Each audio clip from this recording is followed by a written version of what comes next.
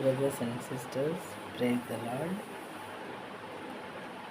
మొన్న మనం మరి ఐగుప్తు దేశంలోను హాము దేశంలోను మోషే ఆహారం ద్వారా దేవుడు ఇశ్రాయేలీయులను ఐగుప్తు దాస్యం నుండి బయటికి తెప్పించటానికి చేసినటువంటి అద్భుత కార్యాల గురించి మనం రోజున మాట్లాడుకున్నాము.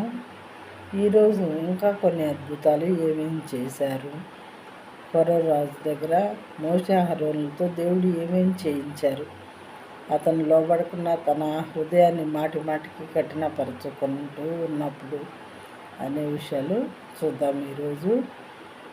Psalms chapter 105 verse 35, which devoured all the vegetation in their land and ate up the fruit of their ground. అవి వారి దేశపు కూర చెట్లన్నింటినీ వారి భూమి పంటలను తినివేశాను. దేవుడు ఈ వాక్యానికి ముందు ఆయన ఆజ్ఞ ఇచ్చినప్పుడు మిడతలు లెక్కలేని చీడపురుగులు వచ్చాయని చెప్పుకున్నాము.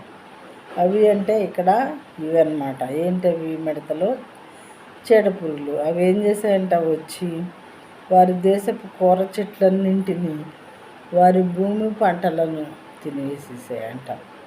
చూడండి, ఇంకా అవి తిన్న తర్వాత వీళ్ళకి ఏమైనా మిగులుతుందా తినటానికి? ఏమేమి మిగలదు. ఆ రకంగా దేవుడు చేశారన్నమాట.